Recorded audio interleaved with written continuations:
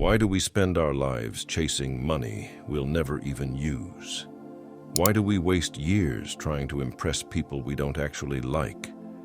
Why do we follow unwritten rules, crafted by a society that's just as lost as we are? And why do we keep pushing forward when we know that, in the end, death awaits us all? Wake up, commute, work, eat, sleep, repeat, day after day, month after month, year after year, until one morning, as you brush your teeth and stare at yourself in the mirror, a question suddenly hits you. What's the point of all this? Maybe you felt it too. That strange moment when the routine of daily life starts to feel like an endless loop. That's exactly the question that kept French philosopher Albert Camus awake at night. And through his struggles, he arrived at an unexpected answer. Learning to be happy in a world that makes no sense. Looking back, people once had it easier in at least one way. Religion provided them with answers. Life was undeniably hard, but they took comfort in believing that God had a plan. Every struggle had meaning. Every hardship served a purpose. Even death wasn't the end, just a gateway to meeting their Creator. Then came science, Darwin's theory of evolution, the Big Bang. Suddenly, those comforting answers began to fall apart. Nietzsche saw it coming. He famously declared, "God is dead," not because some divine being had literally perished, but because he witnessed Europe's faith crumbling. Science and reason had taken over, leaving a massive void where meaning used to be. Ever noticed how when you lose something important, you don't just miss the thing itself, you miss the stability it gave you? That's exactly what happened when society lost its grip on religion. People didn't just lose God, they lost their anchor in a storm of existential questions. When Darwin published his work on evolution and scientists explained the Big Bang, faith wavered, and Nietzsche was the first to sound the alarm. Without God in the equation, a problem emerged. What gives life meaning? Many turned to nihilism, the belief that life is meaningless. No purpose, no point, just existence followed by death. Depression and anxiety crept into the void where certainty once lived. This is where Albert Camus stepped in.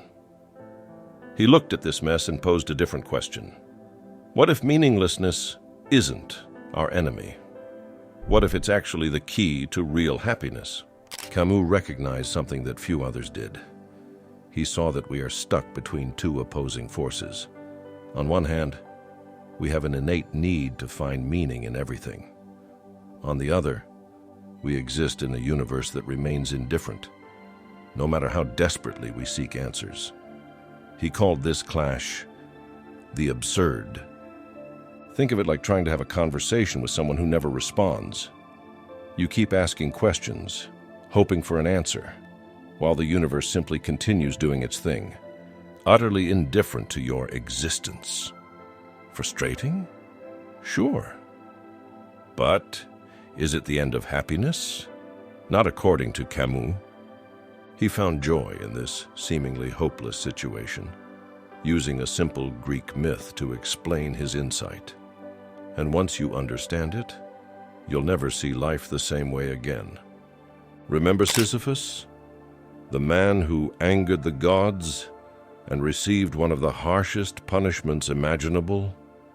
He was condemned to push a massive boulder up a mountain, only for it to roll back down every time he reached the top. Forever. No breaks. No end. Just eternal repetitive labor. Most people pity Sisyphus. After all, who would want to push a rock up a mountain for eternity? But Camus saw it differently. He argued that Sisyphus represents all of us, our jobs, our goals, our daily grind. We're all pushing our own boulders up our own mountains. Think about your own life. Monday, push the rock up. Tuesday, the rock rolls back down. Push it up again. Wednesday through Friday. Repeat. Even if you land that dream job, buy that perfect house, or reach your biggest goals, you'll soon find another rock to push, a bigger house to chase, a better job to pursue. Now, here's where Camus flips the perspective. Sisyphus isn't just a symbol of struggle. He's a symbol of happiness. The key moment isn't when he's pushing the rock. It's when he walks back down the mountain, fully aware that his work is meaningless, knowing he'll have to do it all over again. And yet, he keeps going. That's real freedom. When you truly understand that life has no inherent meaning, you are free to create your own. When you accept that nothing ultimately matters, you gain the power to decide what matters to you. By the way, if you're enjoying this video and want to see more content like this, please help us reach 500 subscribers by hitting that subscribe button. Your support really makes a difference. Camus offers 3 practical ways to apply this mindset. First, stop playing the what-if game. Stop torturing yourself over making the perfect choice. Lost your job?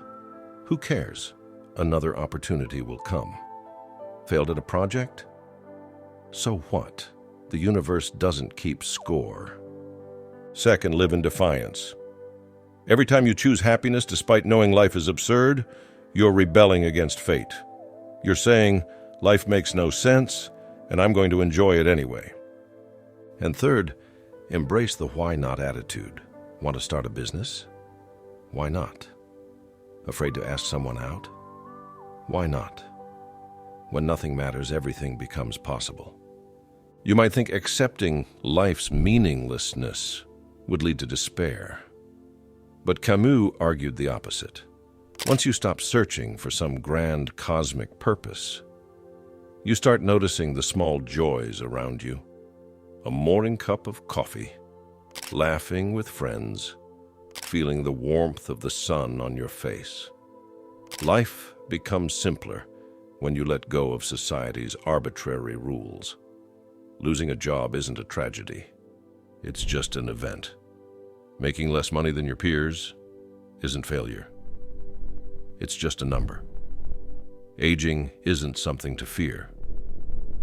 It's simply part of living. Camus put it best.